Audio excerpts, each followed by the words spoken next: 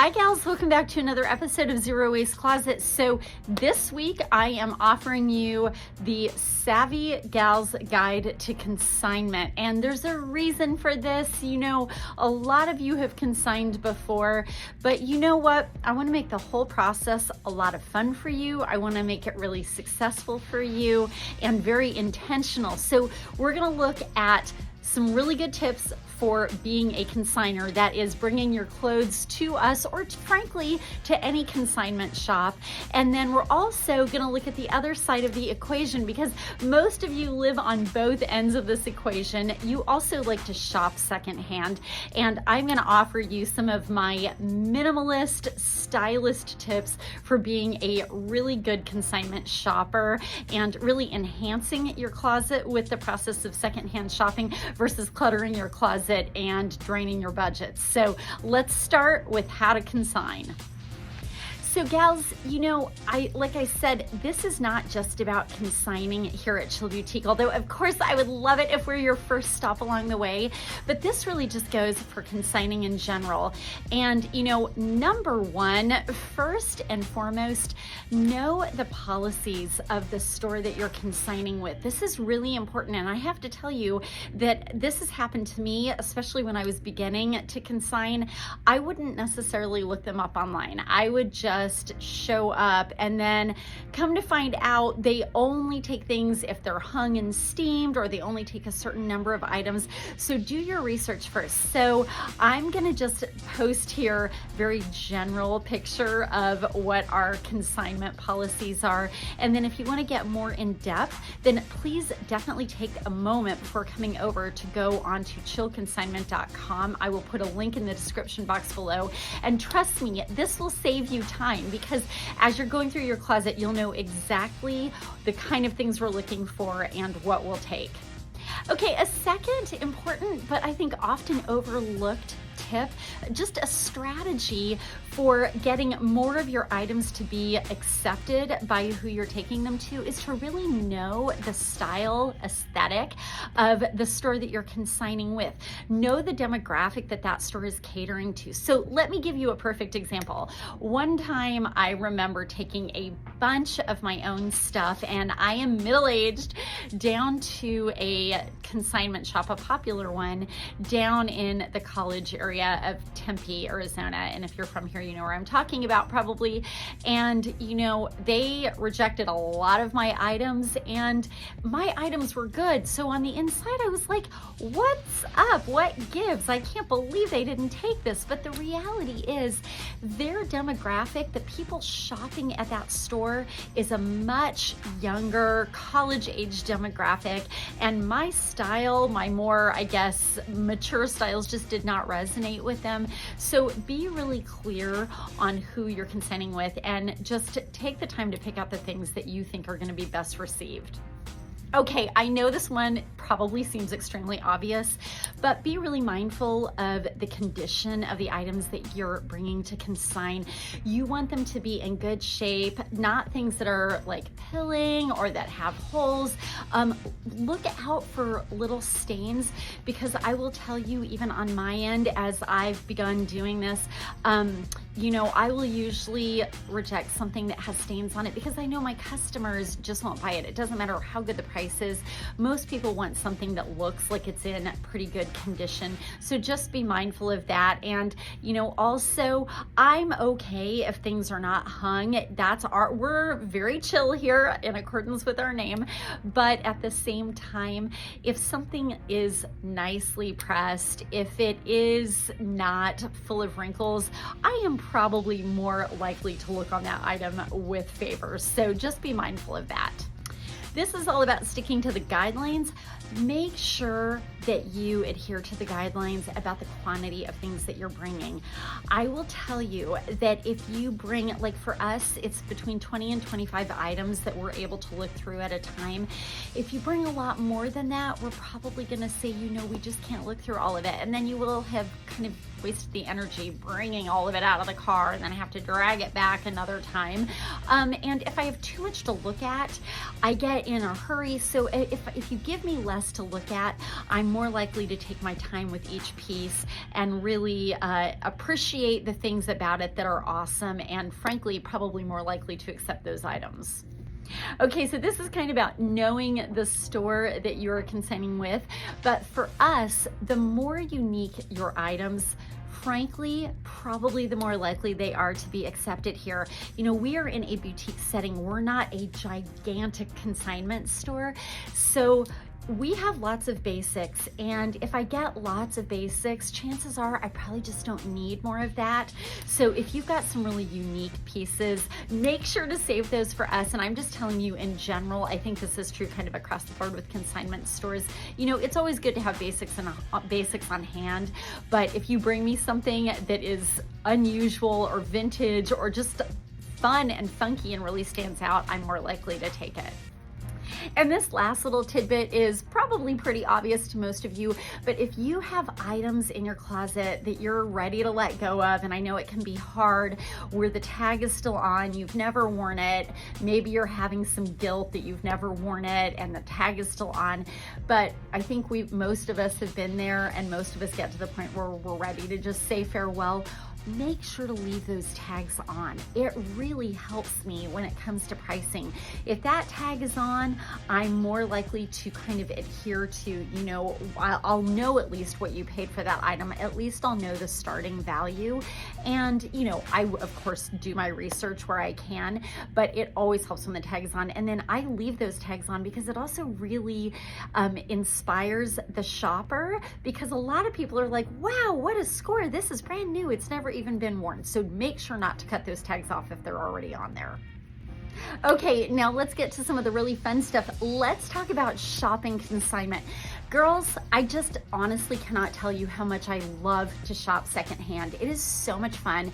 It is like treasure hunting because you're finding one-of-a-kind, unique items usually, and you just never know what's gonna come in, and it's a great way to enhance your wardrobe without breaking the bank.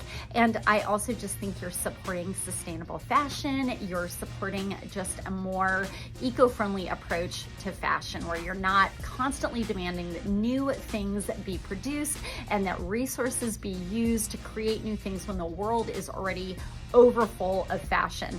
So I love being a secondhand shopper, but there is a good technique and strategy for doing it, because if you're not careful, you can walk into a secondhand situation and, oh man, especially if you're someone that loves a good deal, you might be in trouble, because you could easily end up with way more than you intended to get and still not feel like you broke the bank, but now maybe you're cluttering your closet. So my first piece of advice is be intentional. When you go secondhand shopping, know what you're looking for if possible. Yes, I know it's always fun to browse without a plan, but I really suggest kind of knowing in the back of your head. If you guys watched last week's video about my favorite new little purchase when we went to London and we went to the secondhand markets on Portobello Road, you know, I got myself a little leather black vest, and that was something in the back of my head. I knew this was a piece missing from my wardrobe, something very fun and trendy that I had been looking for, and I just hadn't quite found the right one. So when I went out shopping, I was able to go, yes, that's a good purchase for me. Not only that, but when you have a shopping list in mind, it kind of helps you see the forest for the trees. It can be overwhelming walking into a secondhand situation where you've got just rackfuls of clothes. I mean, hello, look behind me. We have tons of fabulous things, but sometimes you just can't even see the forest for the trees. But if you have a shopping list, then it really helps you cull through that. Another little piece of advice that I have, and this honestly just doesn't apply only to secondhand shopping, this is just shopping in general, and that is, and you're gonna hear me say this more and more these days, know your personal style words.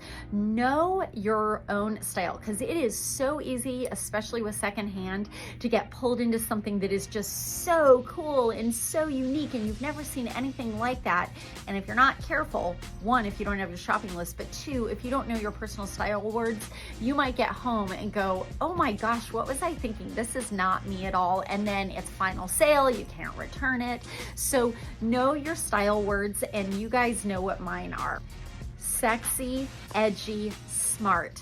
So a piece doesn't necessarily have to embody all three of those adjectives or qualities or moods, but that piece has to lend itself to styling in a way that is going to convey at least one of those moods: sexy, edgy, smart. And you can come up with any three adjectives you want, but know your own personal style. So kind of on the opposite side of the coin here is have a do not buy list, right? I think that's like a seriously smart thing. And again, not just for secondhand shopping, but shopping in general. So your do not buy list should contain those things that you already have a ton of. You don't need to duplicate. So for instance, you may have a wardrobe full of white t-shirts. So when you're out consignment shopping, on your do not buy list should be white t-shirts. You don't need any more of those. You're just spending money for no reason, okay? Another thing that should be on your do not buy list are those things that perhaps you have a habit of buying or getting sucked into that you never end up wearing. So I'm just gonna give an example. Maybe you're not a dress girl. Maybe you never wear dresses. You're just super, super casual. You're a jeans and t-shirt girl, but you go out, you're always thinking, oh, maybe I should start trying to think about wearing dresses, but you just know they're not you. You get sucked in, you buy a dress, it hangs in your closet, and 5 minutes later, you're taking it back to consign it yourself. So just have a do not buy list. Those things you just need to stay away from. Okay, on this next one, I don't want to sound like I'm contradicting myself. Okay, so know the things you'll never wear, but on the other hand, this is like a fun secondhand shopping hint, and that is secondhand shopping is awesome if it's time in your life to start expanding your personal style, to start thinking outside the box a little bit, maybe to start playing with some new style words or adjectives. Maybe you're just in a new phase of life. Maybe you're at a new age. Maybe you've just retired. Whatever that reason may be, maybe you just lost a lot of weight. Who knows? Maybe you're a new mom. Any of those reasons are good reasons to start rethinking your personal style. And I think that the best way to do that is through secondhand shopping, because you're not breaking the bank. So this might be the time. Be intentional about it. But let's go back to that example of dresses. Maybe you actually want to start putting a little more effort into getting dressed, and you think, I'd like to start bringing some more femininity into the way I look and just look a little more put together. So I'd like to start bringing some dresses into my wardrobe, but I'm scared. I'm scared that I might not wear them. I'm scared I might not feel like myself, but I really want to try. Well, do it through secondhand, because again, you're not breaking the bank. You're doing it in a sustainable way. And then on that note, here at Chill Boutique, one of the things that makes us unique in the consignment community is that we do have stylists on hand. We're here to help you. So come talk to us. Let us get to know you. Share your journey with us, and let us go back there and give you some advice, and let us shop around, help you pair things together so that if you do invest in, let's say, that dress, you're making a really good decision. And the last piece of advice I'm going to offer you guys on the secondhand shopping note is not really related to the things we just talked about, but that is take the time before purchasing to really inspect the item that you're buying, whether it is a handbag or a shirt or a pair of jeans, whatever it may be. Take your time to really inspect that item, okay? Because we sell items in as is condition. It's final sale. There are no returns on these items, and there may be imperfections, and we may decide that we're going to accept that item anyway, just because it's such a cool piece and maybe it's mendable. We price it, in accordance with the condition that it's in, but don't let yourself be surprised when you get home and go, oh man, if I'd only known that there was that little bit of pilling on the side, I wouldn't have bought it.